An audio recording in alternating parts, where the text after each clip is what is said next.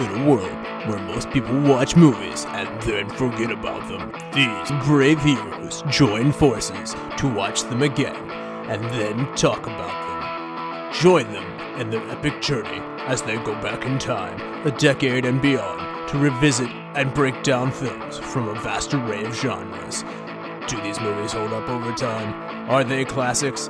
Find out on Retro Movie Roundtable. Starring your hosts, Bryan Frye, Chad Robinson, Dustin Melbartis, Nathan Lutz, and Russell Guest. Coming now to headphones in your ears. Welcome all your lords, ladies, and knights of the Retro Movie Roundtable, where we watch movies and then talk about them. I'm your host, Bryan Frye, and joining me today are my special guest hosts, Mary Guest and Bethany Morris. How are both of you today? Mary? Doing great. Yeah, it's nice to have a break from the world of mom to be able to do a podcast with you guys tonight, so looking forward to it. And Bethany, hailing from Knoxville, Tennessee, how are you doing today? Doing very well. Listener to the podcast for my first time on, so very happy to be here. Welcome, welcome. This is going to be a fun one. So just a couple warm-up questions here. If you were to put the sorting hat on, what Hogwarts house are you being put in? Bethany? My middle child would want me to go to Hufflepuff, but I think I've gone out of my comfort zone enough and pushed my own baseline comfort zone that Gryffindor is where I would belong. And Mary? Yeah, I wasn't really sure, so I had to do an online quiz for this, and I got Ravenclaw. After I thought about it, it was like, yeah, that's definitely where I would land if I thought about it. Some of my favorite Potter characters are in Ravenclaw. You know, I love Luna Lovegood and Professor Tonley. Trelawney. That's it. Trelawney. She's in Ravenclaw. So I think that's where I would belong. I went full go on this, did the Pottermore thing. I am, in fact, a Hufflepuff. I actually have a sticker that says, "Every day I'm Hufflin'." So that's all fun. In addition to that, I'd like to know, what was the last movie that you saw, Mary? Russell and I had tried to watch Dune, the new one, when it came out on HBO, and I say tried because we got 45 minutes through the movie and couldn't finish it, and then when we went back to watch the rest of it, HBO had taken it off. So... Oh, no! Didn't get all the way through it. I was so bummed, and so Russell's insisting on waiting until we can get it for free again, insisting, that it will at some point come back to HBO Max. It's okay. I'm gonna give him crap about that as soon as we're I done. figured that'd be the case, but yeah. So that's it, and beyond that, I don't remember. Fair enough. Bethany, what was the last one you watched? The honest answer would be Paw Patrol movie streaming in our house. That one has gotten a lot of mileage. It's a surprising story of redemption with a good soundtrack. But the last a grown-up movie I've seen in theaters was the new Scream movie. Oh, was it good? It's a solid popcorn flick. If you're kind of a fan of the franchise, go and to get your popcorn and just enjoy. You're not sorry you paid money for it? No, I enjoyed it, and I had kind of three categories of people or things that you can kill without guilt, and that's Nazis, zombies, and high schoolers, and so that checked the box, and it was fun. Given the amount of we're gonna kill you young adult fiction that comes through my store on a monthly basis, that tracks. Since I wasn't the one to break the Dune seal, I will say that one of the things that I took away from this movie was that Ron's dad, Arthur Weasley, is probably the second best movie dad behind Oscar Isaac's in Dune. I hate bringing things back to this, and so does Russ, so that's why I take joy in plugging these things in. But no, I was just sitting there thinking after one specific part of this movie, I was like, man, Ron's dad's awesome. He's probably the second best movie dad. Yeah, Ron's dad's pretty cool, and maybe you should make that an opening question someday. Who's the best movie dad? Yeah, who's the best movie dad? I like that. We're gonna filter that in. So for me, the last movie I watched was Prisoners, and I have an addendum to make on this. The reason I watched Prisoners was I was searching for Prisoner of Azkaban on my Apple thing, and that came up, and I was like, oh man. So it is Charlie Villeneuve's, the first movie I ever saw of his, who did Dune, who did Blade Runner 2049. And I was like, oh, I haven't watched that movie in a minute. So I ended up watching that before I watched this one, just because I was like, oh, that was a good movie.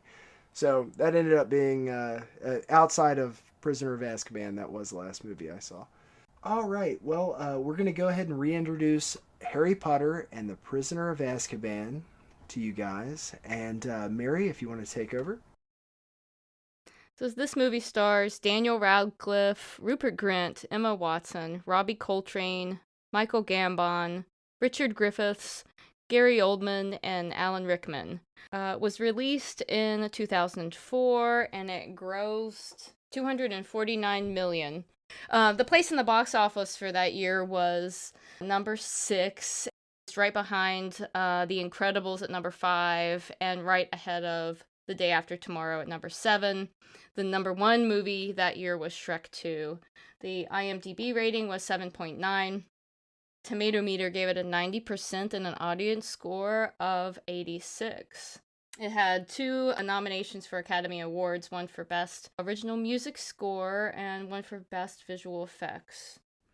British Academy Film Awards, it had 1 win and 4 nominations. This was the Teen Choice Award winner for the Best Action Movie and was nominated for 9 Saturn Awards. Like, what was... let's start with, have you seen this movie before, Bethany? Yes. And so, as we were in conversations, we wanted to do a Harry Potter film and trying to decide which one of the 8 to choose from. I voted for this one for 2 reasons. One, it was the first Harry Potter film that I'd read the book before seeing the movie, and that made it special to me. And 2, this is one of the few movies that I can actually remember the first time I saw it. A lot of times I can recall seeing a movie, but not exactly what are the circumstances around it. But this one stands out because I actually saw it on my honeymoon. We had stayed in a very rural area in West Virginia at a family's camp. And, midway in our, honeymoon week, because we're super poor and just, doing a honeymoon for free, we decided to work a movie in. We drove an hour away to Elkins to the small theater. And really? Oh, that's a fun story. Together. And we enjoyed it. We were discussing a lot of it. And it led to our first fight as a married couple about time travel. Solid. Great way to start a marriage, start a relationship. We're still together, and it's a great memory now that the first movie we saw as a married couple and led to our first fight. So. Excellent. Mary, have you seen this movie before? Yeah, I have. And actually, this was the movie that got me on board with the Harry Potter franchise, because before then I had seen the first movie, but in a setting where I couldn't really watch it because there was a lot of commotion going on. Been there with friends laughing and stuff, and you can't really take in a movie that you're trying to watch for the first time. 100%. So Russell was like, you've got to watch these movies, because I hadn't even seen the second one. I think we rented the first 2 so I could watch them, and then we went to this one in the theater. So I was blown away because it was the first Potter movie that I saw in theaters. I have a very similar experience. So my brother is 10 years younger than I am, and he kind of grew up more succinctly with Harry Potter. And I knew he was a huge fan. I knew he and my parents had been listening to the audiobooks, and he had the books, and it was a thing for them. So it became me, at college, that I would come home in Martinsburg, West Virginia, and I would take him to see the movies when they came out. It was my piece of this. And I got to tell you, I suffered through the first 2 movies. I was like, oh, I can't. I actually left Chamber of Secrets, and I was just like, this is seriously just not my scene at all. Wasn't connecting with you at the time. And I took him to see Prisoner of Azkaban, and I left that movie a different person. I was like, what the, expletive here. I was like, that was what? I immediately it's completely went back. Different in tone, so I totally understand your reaction. Yeah. I was so in. First off, I'm a huge Gary Oldman fan. I will see anything with Gary Oldman in it. But I watched the movie and we left, and he was amused that I was so blown away by it because he was like, yeah, it's, that's how the books go.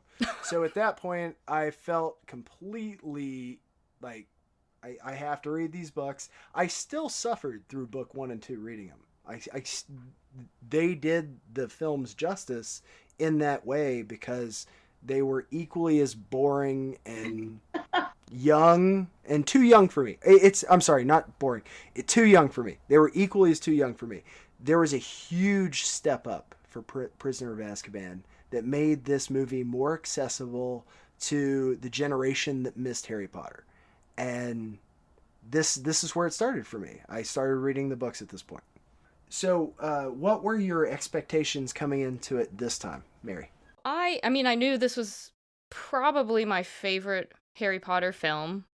So, I mean, I knew I liked the movie, but I hadn't actually seen it in a while. And I have to admit, I'm a little bit guilty of things bleeding together.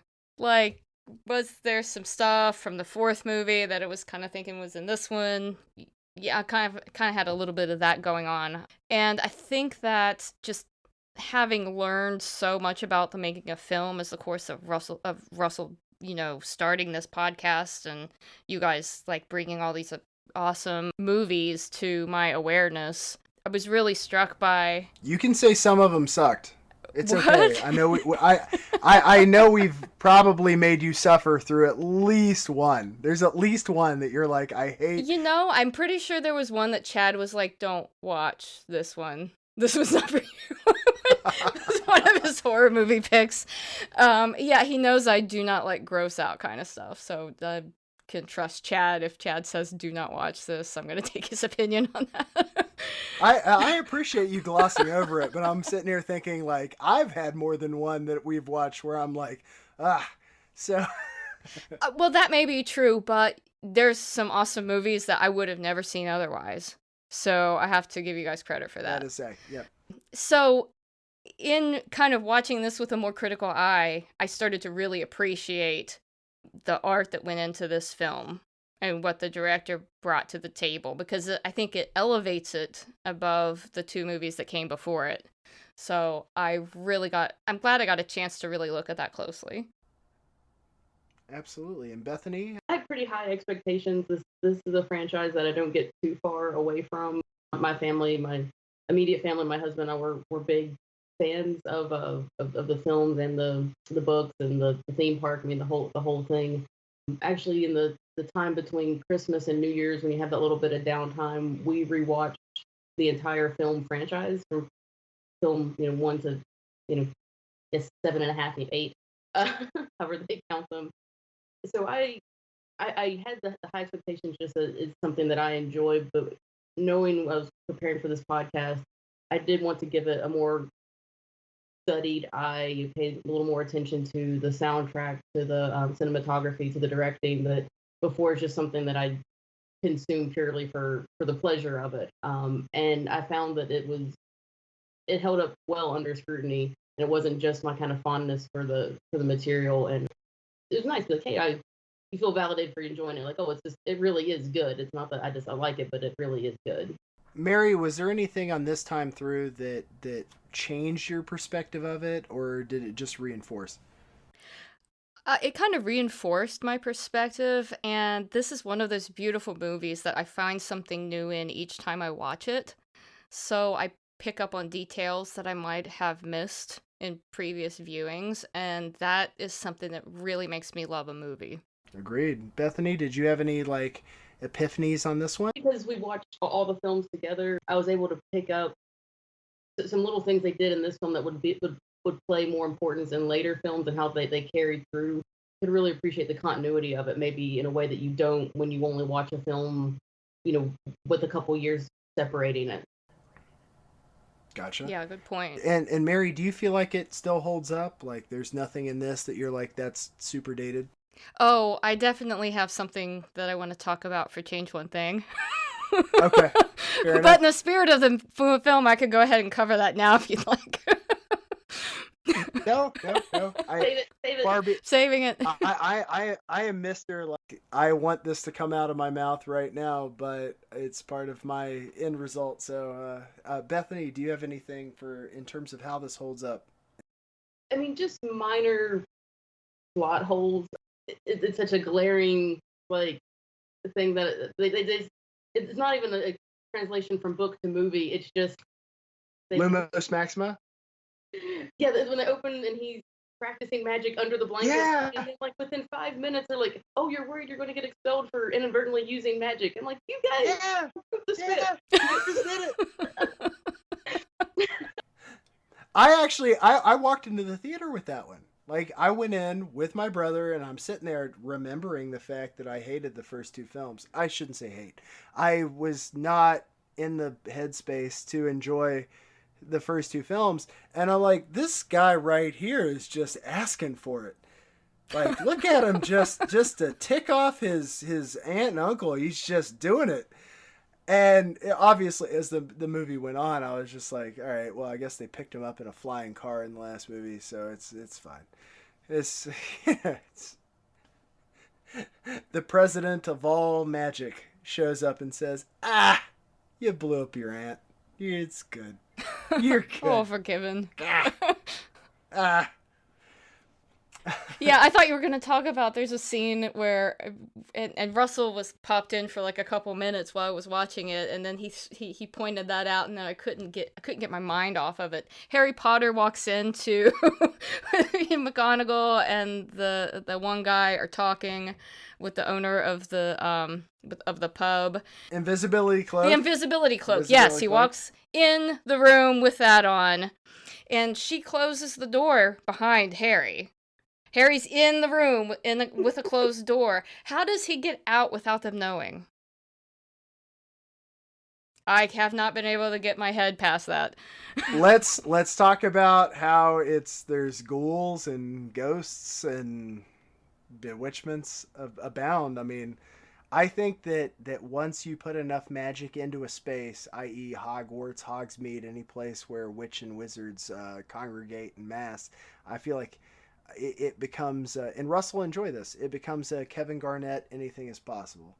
So if the door just opens, someone runs out, and it closes, they're probably just like, that's normal. Well, I mean, look, invisibility cloaks are very rare. Why would your head go straight to that when it could have been an errant spell? Could have been a ghost. Yeah, true. Kids being kids. Who that knows? Is a really good point. Nargles. I like that answer. It could. Any Quibbler article will tell you it could be any litany of things. All right, we're going to take a brief advertising break in which we're not going to dissect movies that aren't this movie. Welcome to the Flashback Flicks Retro Movie Podcast. I'm Ricky. I'm Grayson. And every week we review a movie from the past and reflect on things we missed, things we loved, and things we want to see again. Yeah, because we believe any movie worth watching is worth watching again. So if you like films, friendship, and a lot of callbacks, I mean, just so many callbacks, then subscribe on Apple Podcasts, YouTube, or wherever RSS feeds go for like-minded movie-loving individuals. Like you. What happens when two modern film fans go back and rewatch all the old classic films from yesteryear to see if they hold up? You get the Classic Film Jerks podcast. Find the Classic Film Jerks podcast on all the major platforms. All right, guys, we are back, and we're about to run down a plot summary of Harry Potter and the Prisoner of Azkaban. So if you have not seen this movie yet, hit pause, watch the movie. It is totally worth it. You should probably watch the first two first. The film starts, as most Harry Potter films do, with the absolute worst family anyone has ever been cursed with. Seriously, the worst. After losing his temper at some fake news dribbled from his aunt and subsequently blowing her already bulbous form up, he runs for it. At this moment of need, the night bus appears and whisks Harry Potter from danger to the leaky cauldron, and Harry is introduced to the Minister of Magic for the first time. At the cauldron, Ron's dad Arthur tells Harry there is a chance Sirius Black, notorious mass murderer, and astronomically the most metal name ever, might be trying to find and kill him. You know, the usual year at Hogwarts. On the way to Hogwarts, the train is stopped by the Dementors of Azkaban, and we get our first glimpse at Professor R.J. Lupin, who fights one off of latching to our own Mr. Potter. In divination class, we'll all survive the divination class. Harry gets a prognosis of death from Professor Trelawney. We get a really good idea of the various classes students take in this year, with highlights with DADA with Professor Lupin as they take on a boggart, and thus Harry has his second Dementor experience and leads him to being under the tutelage of one of his father's closest friends. More seeming attempts to reach Harry Potter unfold as the plot thickens, even more when Harry learns that Sirius Black betrayed his parents to Voldemort. The introduction of the Marauders map by Fred and George as a way of Harry getting to Hogsmeade introduces yet another twist as Harry sees the name of Peter Pettigrew on it, a friend of the Potters, long thought dead at the hands of Sirius Black. The movie ends for the first time as a creature gets executed for some Malfoy mischief, and Sirius, after revealing that it was indeed a very alive Peter Pettigrew that betrayed Lily and James to Voldemort, dies at the hands of the Dementors. All are returned to the infirmary for an omniscient Albus Percival Wolfert Brian Dumbledore clues the gang in on how not to just save Sirius's life, but also Buckbeak's. The matter swirls to a climax as Turn of Time leads to several lives being saved and the most awesome Patronus being summoned. We learn that Harry Potter is Sirius's godson, and I also didn't mention Buckbeak at all, or the Time Turner. There was a lot here.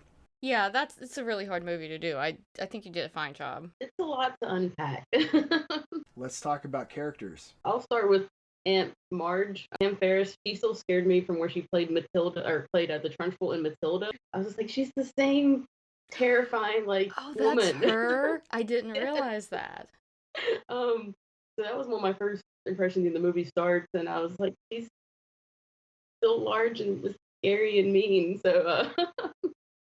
I'm happy that they were housing a good guy, because if they were housing Malfoy, I would have left them to whatever fate Voldemort would have had for them. I mean, I gotta tell you, every movie I had watched up to this point, I was like, man, I hope someone kills his aunt and Uncle Sin. That was my takeaway from a lot of this. I was like, I can't. The fact that he's still going back to these people, and the fact that they know he's still going back to these people, wow. Yeah, there's some questionable practices in the wizarding world. I'll get into some of them in the movie that I want to raise. It's I get that it was for his protection, but is there no other blood relative, or how about an intervention? I honestly thought, could he just live with the Weasleys?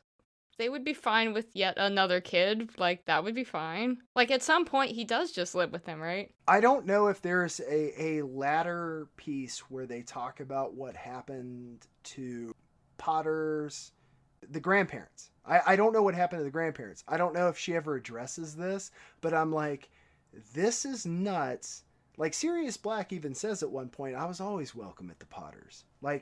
Clearly Sirius went home to James's parents at some point. I feel like there was a whole point of, we're going to kill the entire family outright just so it's not weird. Well, it's part of the whole allegory of the unexpected hero, whether it's King Arthur or Luke Skywalker, you have to be completely off of everyone else's radar. You're sort of in hiding. But to get to Mary's point, it's important in the story and later that he has to stay with a blood relative for the protection. But again, just because they're the blood relative, because someone else is not talking hey, maybe you don't treat your kid like garbage. One minor detail that you'll notice in the difference between the earlier movies and this one, Harry's actually wearing clothes that fit him, and I think that's part of he's building confidence. He's not, accepting wearing Dudley's hand-me-downs, and he has access to his own money. And so it's just one of those differences you pick up in the films. Is in the first one or two, he's wearing super oversized, grayed out Dudley hand-me-downs, and this one he's wearing appropriately fitting clothes. He's buttoned up. I think it's showing a maturity and a confidence building. and some separation from his dependence on them as like his caregivers.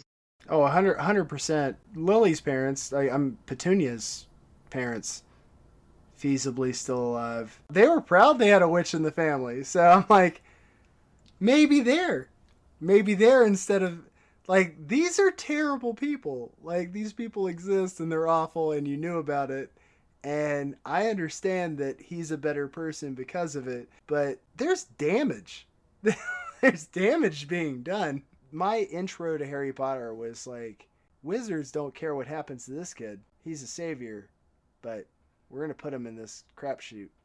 And not Cool. check in with him for like a decade. Oh, yeah, like 10 years.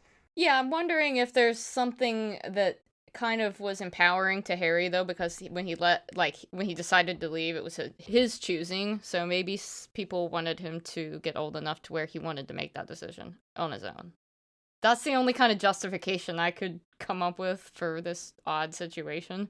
It was one of the things that until I read Hunger Games, I never really appreciated correctly. If you take an adolescent, 11 years old on, and try to kill him multiple times through every single year of his adolescence, not only would he be more messed up than Mad-Eye Moody, who took the job as an adult and then had those experiences, but he would be like, this is psyche breaking.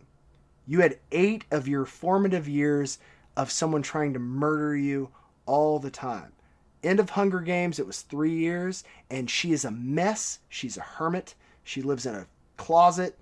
It irritated me so much thinking about Harry Potter after reading Hunger Games, because I'm like, yes, PTSD is real. Why is this kid would not, like, he would be the next Voldemort. I'm not saying like evil. I'm just saying he would be the next, like, I'm not a sound body and mind at this point, because like if someone tried to kill you when you were 11 and then 12 and then 13 and then 14 and then 15 and then 16 and then 17, you'd be messed up.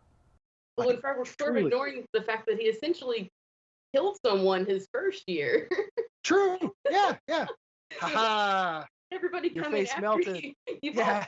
I don't know, after living with the Dursleys, maybe just this is, like, so not that big of a deal. Like, somebody trying to kill him, like, oh, this is so much preferable to being at home. Like, there's no, like, I'll therapy that put hands on you. and he's like, back to the Dursleys. Like, there's no, like, there's no Did you debriefing. know that this year I melted a guy's face with my hands? Y'all should give me a bedroom. Dumbledore's like, here, eat some every flavor beans and back to the Dursleys for you. Earwax. Earwax. Everything's fine and jovial. Alas, earwax. But like, Lupin, here's some chocolate, it'll make it better. He just had his soul sucked on. Have some chocolate. It helps, it really does. I'm sorry, but having not read the book, I was so suspicious of Lupin because I was like, what's in this chocolate? I mean, he keeps giving Harry this chocolate. It can't be good. Sorry. It's fine. Russell's gonna be like so mad at me at all the stuff he's gonna cut out. Oh, this is like Tweak in South Park. It's all right, Tweak. Have some more coffee. have some chocolate, Tweak. Everything's fine. Your hair looks fantastic. Have you guys ever seen any movies by this director before, Bethany? I didn't realize they were his films until doing the research for this one. One of his older movies, I think, is the 1995 version of Little Princess. I remember seeing, was a childhood favorite. And then, of course, Children of Men and Gravity are kind of the big names. This is one of the, I was like, I enjoy all of these films, and I obviously enjoy the one we're reviewing, and it's a nice connection there. Mary?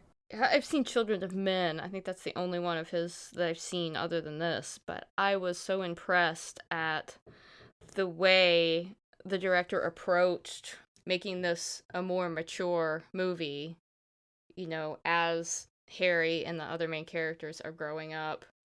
He's switched into a tone of movie that's more appropriate for them at that age, and it does so beautifully without it feeling like it's completely disconnected from the first two movies. It's more grown up, and it allows the whole rest of the series to kind of expand beyond that. I think this was a really important movie to get right in terms of tone. So I'm really kind of very impressed with the creation aspect of this film just in general and what it goes on to do for the whole franchise.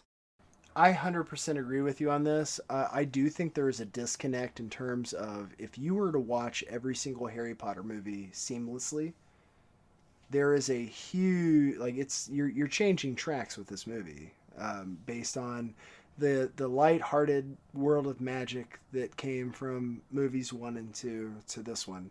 But this does do 100% credit to everything that comes after it. Like, at this point, a person from prison is coming to kill you, or so you think. And it sets up why the past happened the way it happened, to fixing that narrative to what's real and what will happen in the rest of this, setting up his support structure. Look, I'm a huge fan of Gravity and Children of Men. They were two movies that kind of hit me out of left field. We saw Children of Men, and I was like, where did this come from? Like, this is like that. It was a profoundly deep movie. And so when he got tapped for this movie, I didn't see it until after the film had come out, but I was like, yep, that makes a lot of sense, because it's much more gritty than the previous films. As far as cinematography goes, did you guys feel like give me your departure from previous Harry Potter film thoughts, Bethany? So I think that the first two films, the Christopher Columbus films, they definitely had just a completely different color palette, lots of, warm, everything is basically candlelit. Like, it just felt very warm. I think as far as like the whole film franchise is important for those two films to follow so closely to the books and really get like the trust of the fan base. And so I think the Christopher Columbus films are important for that, and that they sort of did need the shift in filmmaking at this time, because Harry was growing up, the story was getting more mature, and we needed that grittiness. He does it in so many subtle ways, whether it's changing the title from the gold to silver, so right from the beginning, even if it's you don't pick up on it consciously, it's a different color palette. It is cooler, it is grittier. A lot of these are the flat lighting, just the whole tonal shift. I think maybe some of the films they maybe go too far, and they go almost like Dark Knight, where it's like so dark you can't tell what's going on. But I think this one reaches that a lot of subtle shifts that add up to collectively as a more mature, a more the other two movies were more like you're listening to a story, bedtime story, and you weren't quite as immersed in the world. Where this one, he let the kids have more control over their uniforms, so every kid didn't look the same, manicured little perfect student. They all those subtle details, it made you feel immersed in the film instead of just being told a story, which is kind of how the first two films felt like. I think that's really a good point. There definitely looked like it was a bunch of teenagers being like, gosh, why am I this? Yeah, I'm wearing it. A little bit more rebellion, yeah. Yeah. Which I get that. Look, we're at 13 at this point. Yeah, we can get some angst in there. Angst. Mary, what were your thoughts? So, some things I wanted to point out were just how the transitions in the movie seem to be sort of set up by time. You have the clock tower and all the gears. You often have a transition in the movie happening in that way. And you also have sort of, frequently we go back to the Whomping Willow, and it's showing you the season change. So it's giving you, throughout the whole movie, this sort of sense of time. And I think that's really a very cool way to subtly put that thought into your mind before you introduce the concept of time traveling into the film. You don't really know that's going on yet, but there's these sort of hints that kind of allude to the passage of time. And the other thing is, and I did watch some YouTube videos talked about the cinematography for this, and I think it's really interesting that people were pointing out and you really do get a feeling for this, but I had to have somebody point it out to me, that there's a lot of spatial dynamic in the film, and there's a focus on Hogwarts and the architecture and the layout of Hogwarts. You get a better sense for, as characters are moving around the scene, you get a much better sense for the geography. You understand where Hagrid's hut is for the first time. You understand sort of how Hogwarts becomes this place that is starting to be its own character, and they often take the camera really far out so that the characters, so that Harry will be really tiny in the screen, but you're seeing sort of a vast view, really kind of putting the characters in this larger setting. I think that feels very different from the other movies in a good way. Well, that's some of the things I was reading. The director, Alfonso, he made some of those changes. Like, he actually changed the location of the Whomping Willow from the second movie when the car crashes into it, and he introduced, like, the clock tower. So he made some pretty, deliberate moves in establishing the footprint, the blueprint of the school. And I think because he was thinking of it spatially instead of just maybe a storyboard or a sequence of shots, which is how the other films maybe felt more like these episodes. It was navigated a place. Oh, that's interesting to know that he made those choices consciously. One of the things that I did kind of go back and appreciate later for the first two movies is the fact that in the wizarding world, they are willing to accept these really, really lethal things as a normal fact of life. So you have a Whomping Willow, that'll kill you. You have the whole jovial thing between Fred, George, and Harry in his first Quidditch game. No one's died in ages. Like, there's this piece where that worry that, like, this is potentially damaging to an 11-year-old boy. Right. Snape being like, loss magic. of limb does not excuse you from getting your essay in. It doesn't matter if you lose a limb. Yeah. I mean, hospital wing, any manner of malady. I mean, dang, like some serious stuff.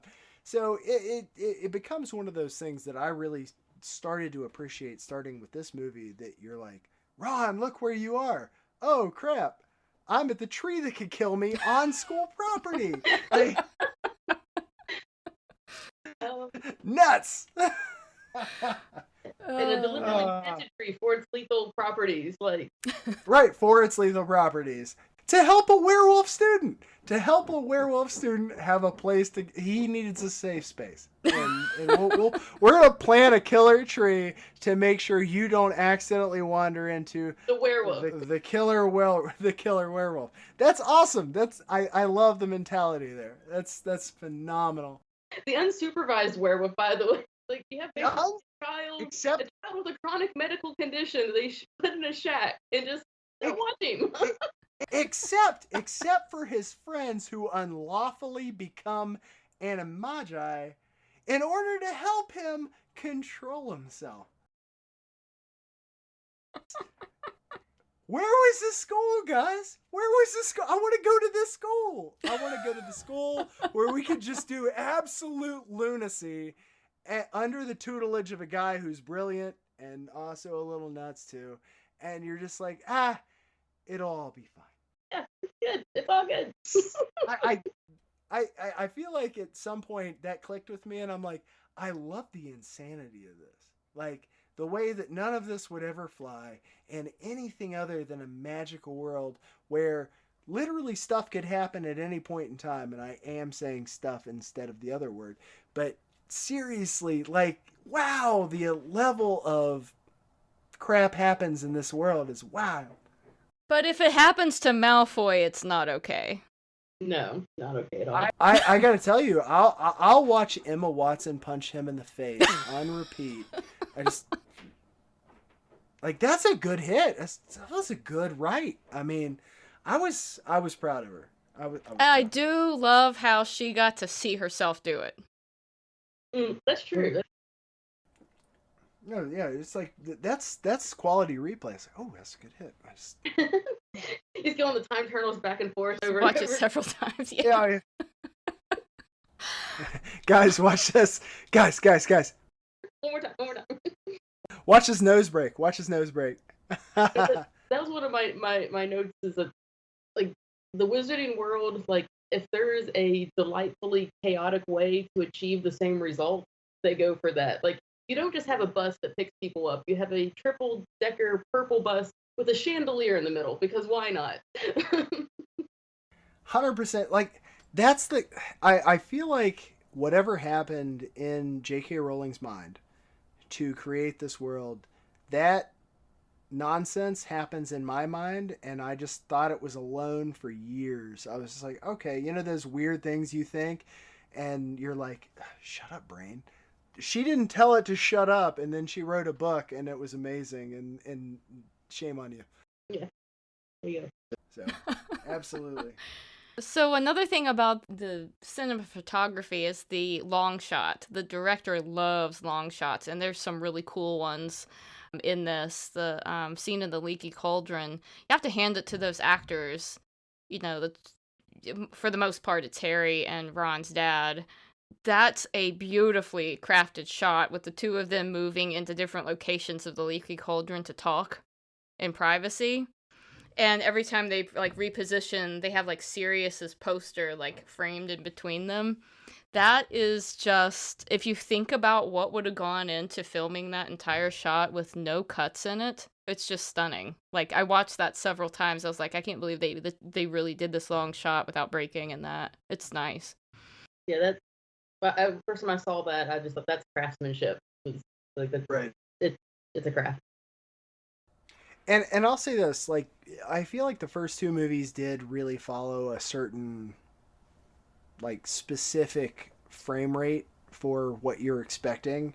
I thought this one broke rules in a very subdued way. Like, it wasn't that they were trying to keep you off kilter, but it did it in a way that you were off kilter. The whole movie, you weren't on solid footing. You don't know what's going on. Like, things keep adding up. Like, every time you think there's, like, the twist, it's not the twist.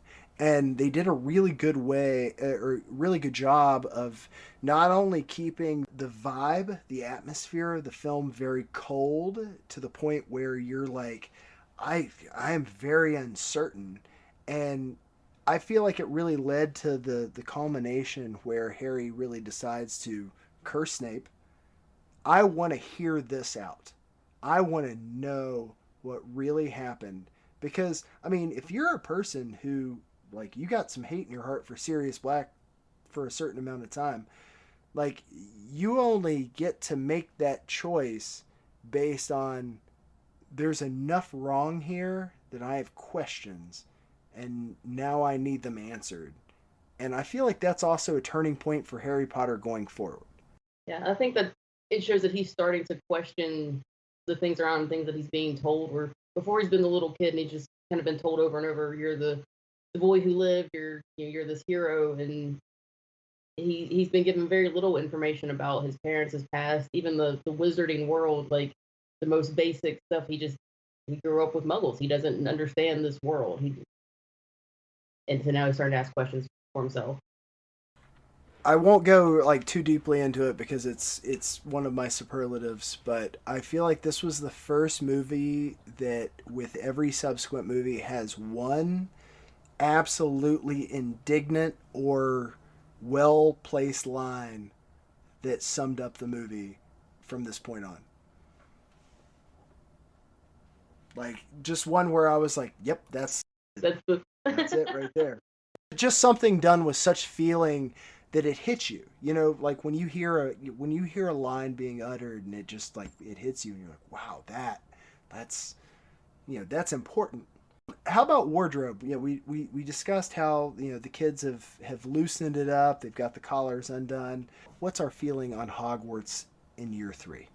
Mary. You know, wardrobe is so spot on in this movie. The consistency of this sort of eccentric feeling to the wizard characters. You know, nobody, like, walks around at the mall, dressed like.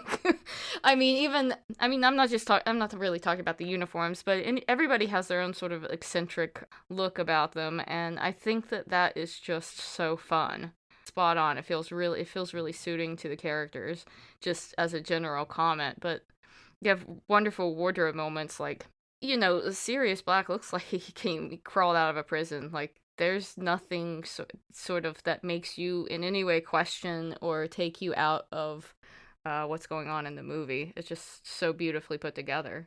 Just tag on to the end of that. I think one of the things that was lost in the movie that you really gain in the books is why he looks like he just got drugged out. I mean, he escaped from Azkaban, but there's been a time gap between when he escapes and when Harry actually goes face to face with him.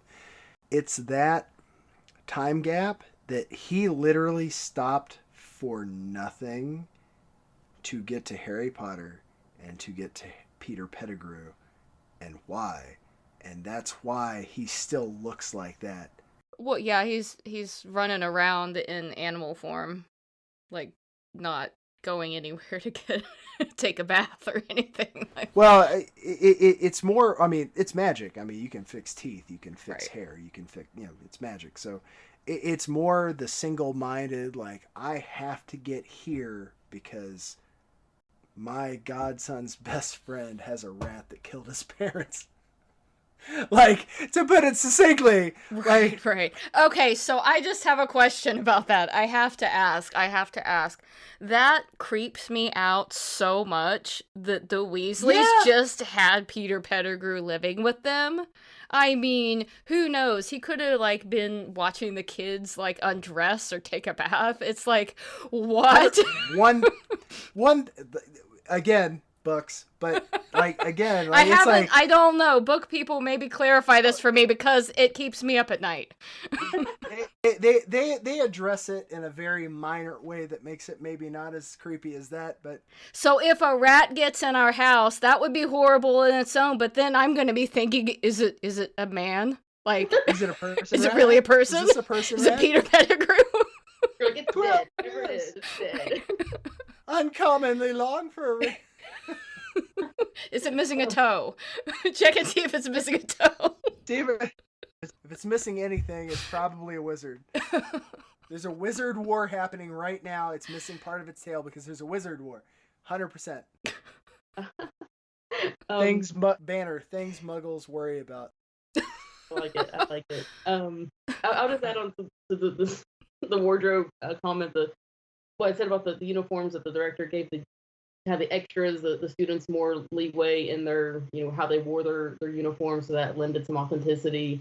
And then all the other touches, Hagrid wearing his hairy suit as he's standing in the lake, skipping stones. It's the most hideous garment ever created. And that's kind of how I pictured him. If Hagrid had a suit, it would look like him. And it's described as a hairy suit. So that was, a great envisioning of that suit. And the fact that for most of the movie, the three main actors, or at least the two main actors, Harry and Hermione, are wearing essentially the same clothes for a good chunk of the movie, and how those clothes get dirty and worn and tore between kind of the first run and then the second run. I think it's a great way to kind of distinguish those, those two tracks, and kind of imagining how Ron must have been in the hospital bed, seeing them kind of okay and clean, and then when they appear again and they're so much more gritty and worn. And how do you explain that? I think that what my rebuttal to the rat piece would be if you're a rat for 12 years, that maybe you just revert to rat instincts and you are less human and more just thinking rat if you're in that form for that period of time. So you're trying to justify Peter Pettigrew's going to live with the Weasleys? I'm just trying to make it less creepy. It's creepy. It just is creepy. Problematic. I feel the need to make it less creepy. And when they finally do turn him back into a person, he's very rat in his personage. So maybe being a rat that long, you just end up being ratish. And so when he bit Ron, so does Ron need antibiotics now? I'm concerned. Yeah, no, I had issues also with the change back. I knew they were trying to acknowledge that he'd been a rat for so long, but like Sirius, when he converts, back to human form, he's purely just man. And when Professor McGonagall goes back and forth between like a cat and her, like she's just herself, and he was the only one that kept some of those animalistic things. But it was an extended period of time, I guess, is what they're going for. All I'm saying, Maybe. yeah, exactly. All I'm saying is McGonagall hasn't been a cat for 12 years. True. Like, I'm sure yeah. And Maggie Smith, I mean, come on. All right, so this movie got a lot of attention for its special effects and lighting. Is there any one thing that just really blew your mind, Bethany? There's a lot, and we talk about this, some of the long shots and getting the sense of place in a way that was never really come through some of the other earlier films.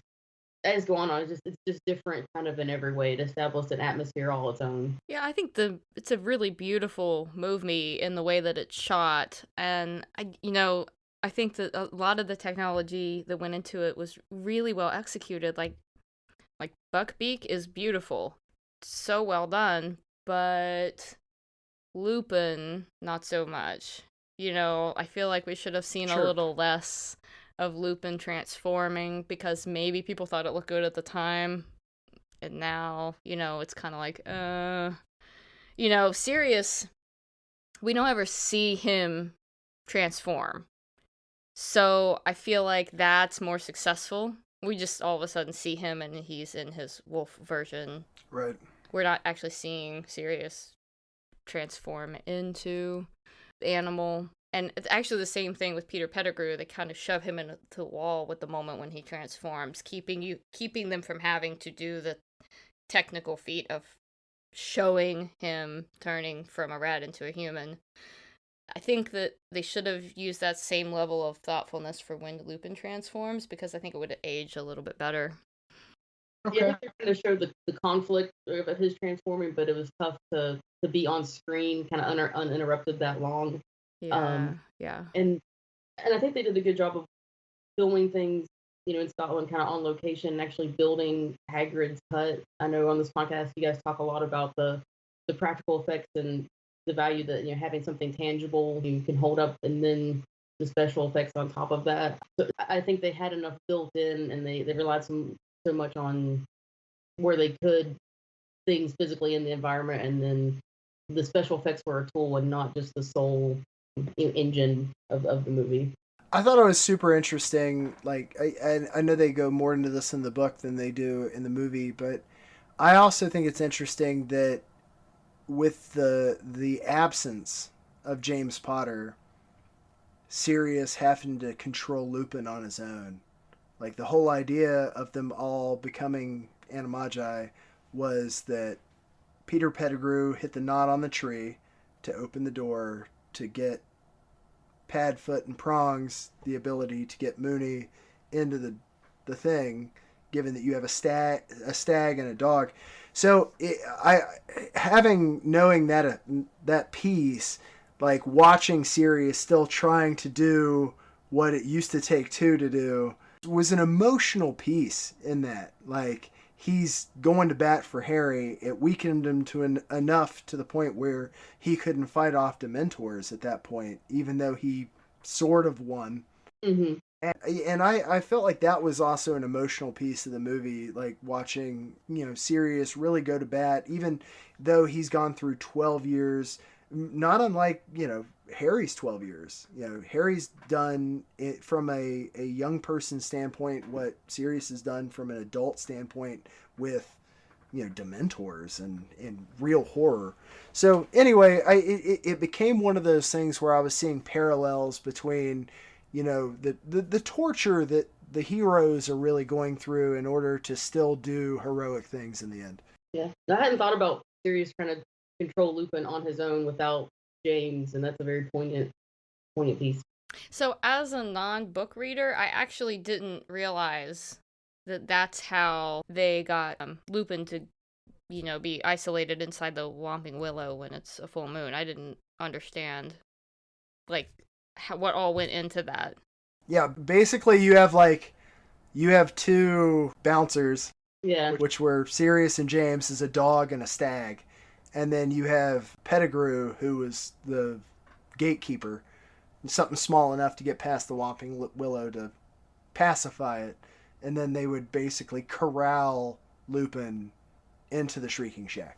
That's really cool. Somehow I missed that. Where they have a party. Where they have a party. In the movies, yeah. Yeah, no, it's not in the movie. That's actually when we get into my change one thing, because I had read the book, my brain automatically filled in a lot of those gaps. And then I'm the same way. Yes. Like, and that you're was watching it. It's been so long since I've read the book, and actually since I've seen the movie, I was like, oh, the movie doesn't cover this stuff. It doesn't explain that. Like, it really took two to do what they were doing, and then when it came to Harry's life being in danger, Sirius was just like, all right, I got to do it. Here we go. But Mary, the movie Wormtail, Padfoot, and Prongs. I mean, that's the four. I think this is a perfect time to roll into superlatives. Yes. So this is hands down the most fun part of this. I know it wasn't the most fun part for this movie because it's really difficult to choose. But, Mary, MVP. So I thought I had to give it to the director, Alfonso Cuarón. Yeah, I felt that this movie stands out because of the artfulness that he approached the movie and bringing this movie to life. I mean, there's so many amazing actors. Without him, I gave it to like... a college last time. I did. The last one I was on, I gave it to a whole college. So. So yeah, the director. Okay, so Mary, thank you for saying that one, because that's actually who I had, but I really struggled. Oh, sorry, didn't mean to take yours. Thank you. Recognize the director, so I'll go with where my heart really lay, and Gary Oldman as Sirius Black. I know he actually has very limited screen time. I meant to look up how much he was on there, but it doesn't matter. I mean, it is Harry Potter and the Prisoner of Azkaban, and that's just, and you couldn't really get anybody else to play that part. And then in the subsequent movies, to see him transform from like the almost savage, like, refugee character into this sort of quasi-fatherly, brotherly guardian, is Sirius Black. I 1000% agree. To this day, I tell people at work, Gary Oldman got me into Harry Potter. Like, it took Gary Oldman to get me into Harry Potter. And it's true, because, like, I took my brother to see this movie. I was like, Gary Oldman's in this. Like, I'm kind of down for this. And seeing the party played, I was like, I'm going to have to read these books. Like, Gary Oldman got me into Harry Potter. All right, best supporting actor or actress, Bethany. This one I really debated on, but I'm going to have to go with, I'm not sure if I can say his last name right, David Thewlis, Remus Lupin. Yeah, he's really the thread that kind of ties it all together between, modern Harry and his past. And there are so many points of just vulnerability, whether it's his health and revealing, his own loss of, like, Harry lost his parents, but he lost his friends. He just plays that part so beautifully. I give it to him. We are 2 for 2 here, Mary. Supporting cast. I mean, that's a hard one to do when there's so many phenomenal actors in here, and I was gonna give it to Gary Oldman, but you guys kind of like made him MVP already. And seriously, he's one of my favorite actors ever, and it was such a critical role. If we didn't get on board with him the moment that we see him, the whole movie would have failed. So it was he's critical to this movie. But I'm gonna go sort of a different direction with this and say the Dementors. They really brought it. They were terrifying. This was horror movie level stuff. And in terms of technology working, I felt that they held up. They were so convincing. They're scary to this day, and that's what gives you the tension in the movie. I agree. I think one of the things that, upon rewatching this, really struck me was, we always kick around the meme, take my money. If you gave me a Disney Plus TV show of Mooney, Wormtail, Padfoot, and Prongs, their hijinks in Hogwarts, I'd be like, take my money. Take my money. or even if they decided to do it for the big screen and did the first Voldemort War, I mean, take my money, man. Take my money. Like, show me this. I want to see, like, the Peverils, die like heroes. Like, I want to see this stuff, man. I want to see the stuff that they talk about throughout these books happening in the first one with that, that despair that we can't win. Or, I'm sorry, the Pruitts. The Pruitts die like heroes. And I want to see that. I want to see that stuff. So there's so much in the greater Harry Potter world that I feel like, let me get that MCU stuff going here. Let me get that MCU stuff going. Like, come on. The audience is there. We're ready. Here's my money. It's there. The audience is there. Just yeah. Like, take. All you got to do is take my money. All you got to do. Hidden Gem, Bethany. okay. So this one is a nod to the book a little bit, but the scene where they're coming up the staircase and kind of the portrait gallery, and Sirius Black has just attacked the fat lady, which I hate saying. I feel like I'm body shaming. That's her name, fat lady. When they're showing all the time the portraits behind the students gathering, you'll see a knight kind of chaotically run through the various portraits, and that's Sir Cadogan. He's sort of a bit of comic relief in the book, in that after the fat lady is attacked, she's too afraid to stand guard of the portal to the Gryffindor Tower, so he is the new gatekeeper, and he's just this wild little knight, and he's always chasing his fat pony who keeps running away. And so that's something they threw in for the book fans as this almost slapstick like knight tumbling through all the portraits in the background. Mary? So, speaking of the fat lady, which also seems weird that that's what she's credited as, she's Dawn French. She's a British comedian. I love her. She's got a sketch comedy show that's been really successful and for many years, and she has a show that I used to watch called The Vicar of Dibley, where she's the main character. She is awesome. I love Dawn French. It was so fun to see her in this. Is she the fat lady in the book? Like, I'm struggling to remember what they call her in the book, but She's called the fat lady. Is it? It is the fat lady. Is. Okay. And that was a change in. I know we're pushing for time, but that was a change by the director. And like the first two, the portrait was kind of just like a gif, and that she didn't have any personality. Right. In this movie, she was a dimensional character with a personality. So.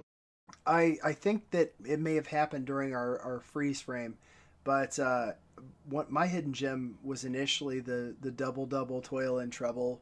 That whole choral piece with the giant toads actually like being a part of it, that was such a cool intro to Hogwarts for that point. They always do something different. But I also had to give a nod out because I couldn't do supporting. I couldn't do MVP for this. And those are really the two avenues for actors. But I've got to give a shout out to Lenny Henry as the Shrunken Head. Take it away, Ern! I love, like, the freaking night bus. Like, that's where I want to work. Like, that's, hey, don't get the pea soup. You better eat it before it eats you. I'm loving what's happened on the night bus. I was like, I want to be on the night bus on the regular. I love the night bus. Take it away, hey boys, why the long faces? Like, loved it. That's my favorite song from the whole soundtrack. Is the chaotic horns and zips and bells. It's like they, you hear that you're immediately like transported to the night bus. Oh, the night bus was great. I did wonder what would that be like if I picked up that book and read it, having not seen the movie. Would I be like, what is this? Like, it seems like one of those things that was so crazy they actually attempted it on film. 2.5, 2 3/4. Yes. There are so many great like verbal cues in this where like when I think of this movie, I think of this like verbal piece and 2 3/4. Like, I love it. Just absolutely love it. Recast. All right. I know everyone struggled, but got to do it. Bethany, recast. Okay. So I knew I wouldn't be recasting kind of the main core. I think swapping any of them is like swapping out like somebody in the whole universe. So I had a feeling to do somebody kind of introducing this movie, whether it's the three friends. And Wormtail, or Peter Pettigrew, is really the one I want to recast. Nothing against Timothy Spall. He plays the character that you sort of hate and disgust very well, probably too well.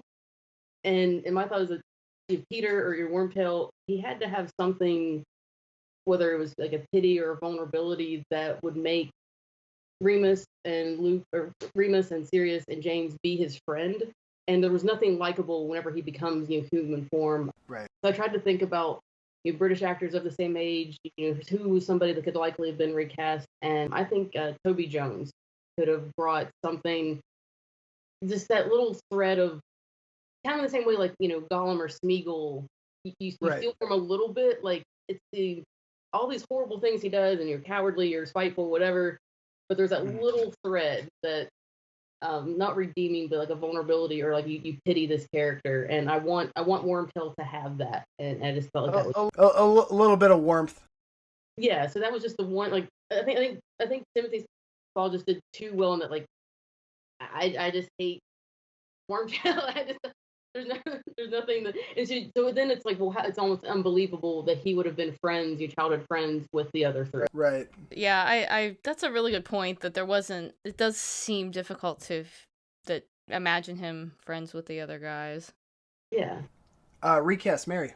Recast is difficult, so I kind of had the same thought. It's like, I'm not really feeling recasting any of the main characters, so I went after Stan Shunpike. I think that Lee Ingleby, he did a great job. That's a fun character. No knock to him at all. But I was thinking about, who might also have done something fun with that role. And so I was thinking Billy Boyd might have been able to, put a fun spin. Oh, yeah. He is fun. I love Billy Boyd. Yeah, but now that we're talking about it, maybe we should have put Bryan Frye in that role. Yes. He wants to just live on that bus anyway. I do. What you fell over for? Is that a podcast first? That's first time that you've been cast in a movie? I will humbly accept a recast for a Harry Potter movie, no matter what it is. No role too small. No. I also, like, upon really looking at this, you look at, what are you gonna do? What are you gonna do for Harry Potter? This movie already had several recasts. This was the first time, even though it's not really credited, that Flitwick was in its current iteration of Flitwick. This was Michael Gambon's first as Dumbledore, so they already had to call a couple audibles on this, so you had some characters changing. Robert Hardy, who plays the Minister of Magic, in a movie that is really kind of light on humor in comparison to its predecessors. I was thinking, if you're going to go with the I'm just trying to make, I'm trying to go where the wind goes kind of politician, I was thinking, what if you had John Cleese there as the Minister of Magic? Is that, like, look, I'm not saying Robert Hardy did a bad job, because he is literally who I picture now as Minister of Magic when I read the book. So it's not one of those things that I would take anything away from him. But John Cleese was one of those things where I could see him being that jovial, like, when they proceed on with the books and they end up in a wizard war, they go with a much more Churchill style actor, being Britain and whatnot. And I was just thinking that as that jovial, more peacetime actor, that happy-go-lucky piece, that maybe the humor could come from a John Cleese kind of character.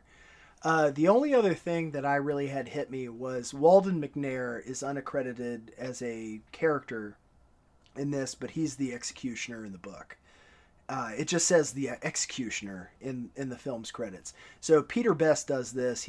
Anyway, I was thinking, what if, instead of having a mask on him, you had someone like Charles Dance from Game of Thrones play that character, and then have him carry forward as a Death Eater from that point in time, where he's visual, he's always a bad guy, he's obviously an older gentleman, he's got that creep, aspect to him where he's up to no good. So I just figured that instead of having a masked unidentifiable ex-Death Eater be the executioner? How about have someone that you can be like, well, there's Malfoy's dad with Isaacs. You have, Charles Dance. Like, you have more people that you can be like, yep, Death Eater, Death Eater, Death Eater, Death Eater. Best shot, Bethany. For me, and this one's a very, very short shot, but it's the scene where the Dementors are kind of patrolling the boundary of campus, and you see the castle in the distance, and as the Dementor moves, the foxglove blooms frost over one by one. Yeah. I mean, that scene just feels cold. Like, you can just feel Right. it, and you really get to see how expansive like the Hogwarts grounds are, and the sense that outside of this kind of warm zone of their campus near Hogwarts is all this danger lurking at the edges. Yes. Enemy at the gates. Mary. There's a lot of scenes that I wish I could, bring attention to here, but I really love that it's a simple scene. It's earlier in the movie. It's when Lupin's teaching class and he's having the kids imagine their greatest fears and then turning it into something silly.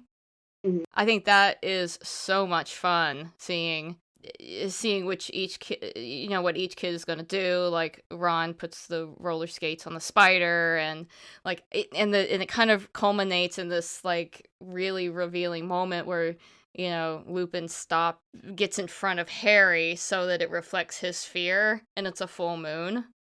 Like, that was one of those things that there's so much going on in that scene. It's such a fun scene. I missed that the first, I don't know how many watches. I just noticed it this time around. You get that really obvious and clear, Lupin's afraid of the full moon, like right in your face. And I missed it. So that's one of those things that brings like more interest. The more I watch it, the more I see. And that's one of those things I missed the first several times around. And Bethany, what was your your best scene? It was really hard to choose. I had probably 5 that I was going through.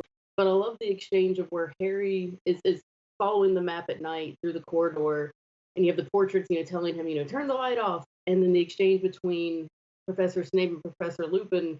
But in that moment, they're no longer Professor Snape, Professor Lupin. They're Insidious Snape and Remus, and they kind of Snivellus.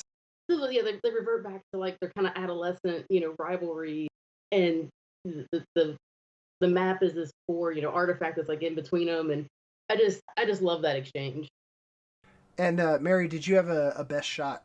So this was a scene right after Harry finds out that Sirius is his godfather, and he runs into the woods. He's still got his invisibility cloak on, and then he's engaging with a conversation with Hermione about how he was their friend. How could they do that? And the director does something really cool there, where instead of being close up on Harry, all of a sudden he zooms way out, and the characters are so tiny on the screen, and you see this vast snowy forest. When Harry yells, "He was their friend," and it just so magnifies Harry's anger and fear by making him so small in the shot. I thought that was a beautiful move. Unexpected and beautiful. Absolutely. My favorite scene was the unmasking of Peter Pettigrew. That entire piece between Remus, Sirius, and then the kids. That was a very telling piece. My best shot was the Buckbeak ride, like the inn, like coming in. Oh, do we have best wardrobe moment? Oh, sorry. Wardrobe, Bethany. I sort of called it out already. Just Hagrid in his hairy suit, his one piece of formal wear that's hideous, and the polka dot tie standing in the lake. Mary? My favorite wardrobe moment's actually in my favorite scene, and it's where Severus Snape comes out of that mirror, and he's wearing what Neville's grandmother wears.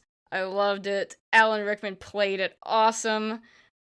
And the wardrobe pieces for him were just so classic. Yeah, favorite Alan Rickman moment in the film. Yeah. So I don't know if this is true or not. I read this a long time ago, but one of my favorite wardrobe pieces is Ron and his tie, like the fat part's the shortest part, and the back part's he's just a hot mess. And I read this thing a while back where one of the directors asked them to write like 2 pages about their character, like, to put character into words. And Emma Watson wrote like 3 pages on it. Daniel Radcliffe wrote like a page, and it was like, eh. And Rupert Grint said, "Why am I doing this?" Just And like Ron wouldn't do that, yeah.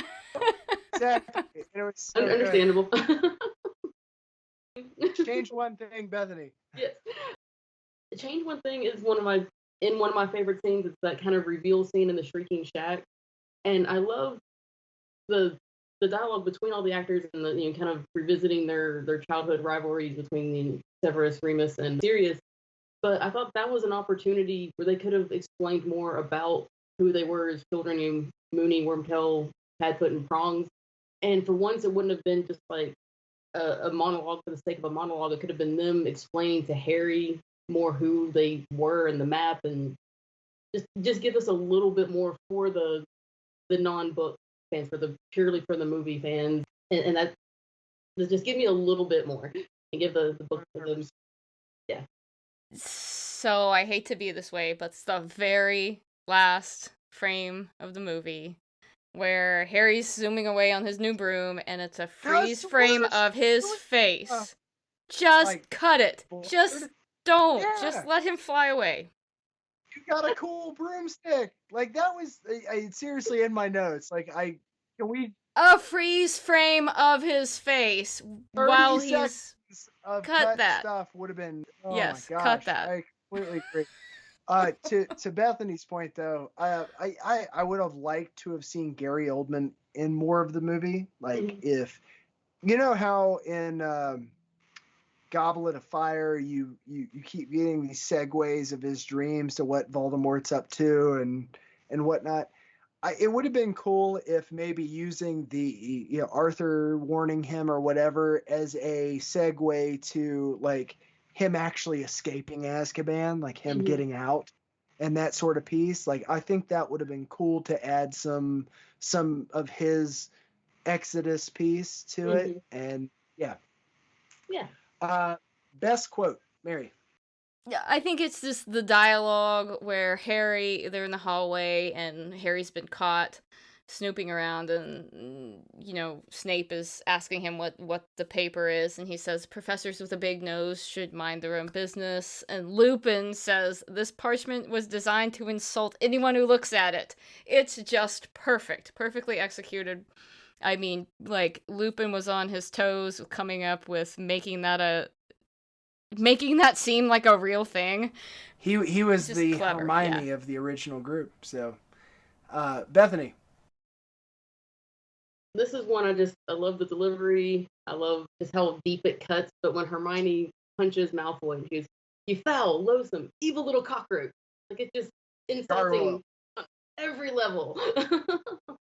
There's a line from this. Like I said, this was the first movie where there's at least one line in every subsequent movie that just, I still try to say it the same way he said it, and it's one of Gary Oldman's lines, and it's, "I did my waiting, 12 years of it in Azkaban," and the way his voice cracks when he says "in Azkaban," like the first part is fury, the second part is fear. And the way that line hits every time I hear it sums up his character. It's like, I did my time. Like, I didn't try to, put anything else out there. I've had my say. Now I get to kill this man. And it's funny because I actually have in my notes here too, because our last movie the last movie I was on was Breaking Away, and I said it was the worst best friend movie you could ever watch. And now I'm like, this is the best friend movie you could ever, like, outside of the one guy. You've got the two left saying, "I'm going to kill the one who let it slip." I'm going to go and say this is the best friend thing, because like they're like, "Look, you should have known that if Voldemort didn't kill you, we would." And that's awesome. Like, all about that.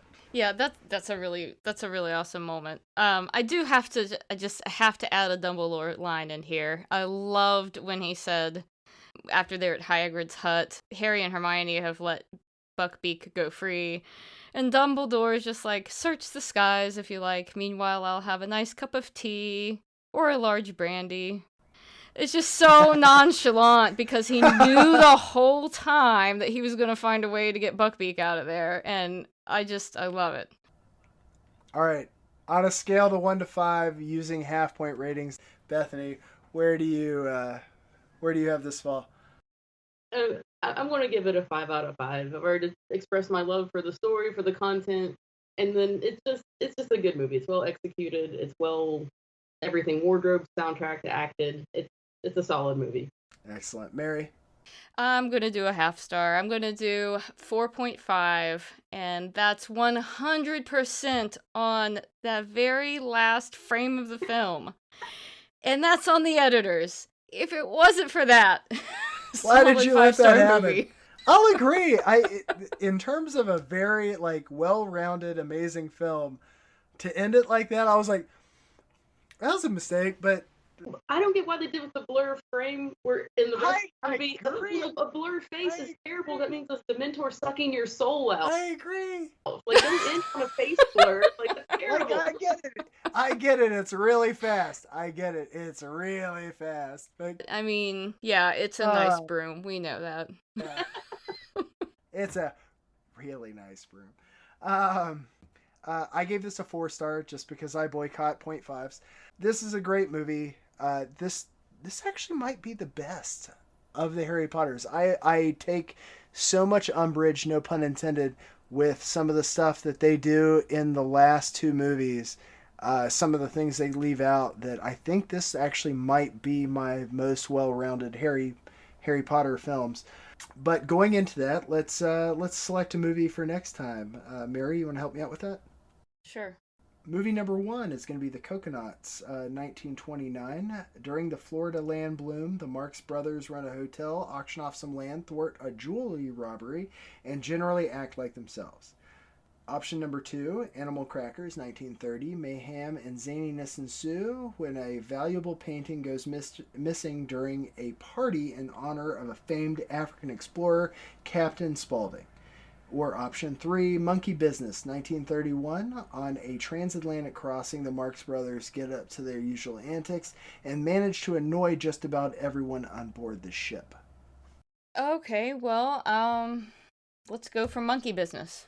Monkey Business is the winner, so we will be doing Monkey Business.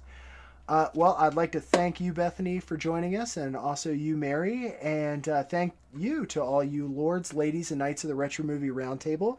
We invite you to reach out to us. We want to hear from you. Subscribe, rate, or review us on iTunes, Spotify, Stitcher, or wherever you get your podcasts. Give us a like on Facebook. Follow us on Twitter at @movie_retro. Email us at retromovieroundtable@yahoo.com. Producing and providing this podcast is fun but not free, but we invite you to support our show at our Patreon page www.patreon.com/retromovieroundtable / don't forget that part. Any contribution is much appreciated and will go towards making the show better for you, the listeners. As always, thank you for listening, but be good to each other and watch more movies. Mary. And I thought they smelled bad on the outside. Well, Bethany, it's a pleasure to meet you. I hope to see you on again. And yeah. It's a lot of fun. I have a fun factoid either for you or is Chad the Mega Dune fan? I'm the Mega Dune fan. My older sister is named Aaliyah or Alia, Alia. Because of Dune? Because of Dune, yes. That was. Yes! Oh, that's awesome. I did not know that. He will appreciate the kind of the flower-held, weird hippie nerds that my parents were, and my older sister's namesake, solely from that book. That's awesome. That is phenomenal. I didn't go for Dune in our kids' naming. I actually went with Frank Lloyd Wright's house's name. Is my daughter's middle name. So, yeah, I honestly thought that Taliesin was the most beautiful word I ever heard. Awesome. That is cool. I actually was wondering if that's what you guys were thinking, or if there was some other meaning that I didn't know. It's a co-piece. It's actually a guy's name. He was a Arthurian poet bard. That they credit a lot of the reference material to King Arthur for. But obviously that being a male, and it never sounded like a male's name in my head. So so Avon Taliesin Frye. Nice. That's really cool. Yeah, actually, somebody asked me if Grant was named after Alan Grant from Jurassic Park. It's like, well, that's cool, but yeah, I hadn't thought of that. Like, I guess that's a positive connotation to it, but it wasn't the intention. My left hip piece of this was that I was always going to call her Tally, and that was going to be from Mass Effect. So, I don't know if Chad has told you this, but Belle went through a phase where she was saying she was talking to Tally, like an apparition. Yeah? This was way before you guys were even knew you were pregnant. Like this was, and so Chad kept doing like the red rum, right? Like, and who is Tally? Like he kept asking, is it somebody at your school? Is it somebody at daycare? And she was like, no, this was like an imaginary friend of Belle's named Tally. So I thought that was really crazy. Every major decision that Jess and I have made in Spokane, Washington, has come at a bar downtown. We literally sat at a bar over beers and decided to buy our house. We sat at a bar downtown over beers and decided the name of our child. So it's just been one of those things. But yeah, basically I was like, hey, I'm gonna float because I like it. It's weird, and I was like the number one proponent saying like we're not going to name our kid something weird, but she gave me the opening and I took it. And she goes, that really is a pretty name, and I was like, right, we can just like cut it down to Tally. So yeah, we'll have to wonder what our parents were thinking, parents who watched or read the Dune books. I'm pretty sure that I knew Kyle MacLachlan as Paul Atreides before I watched Twin Peaks as a 4 or 5-year-old. Gosh, I love Twin Peaks. Maybe not the best movie. What does that say about me, though? Why was I watching that at 4? Movie choices in our house. Well, guys, I would absolutely love to keep doing this, but my nanny is 8 minutes late getting out of here, so I'm going to run downstairs. Okay, thanks for having me on. Thank you, guys. Thank you, guys. I hope to see you guys again soon. Okay, awesome. Bye. And I will let this go until Russell gets here. Perfect. Bye. Bye. Bye, guys.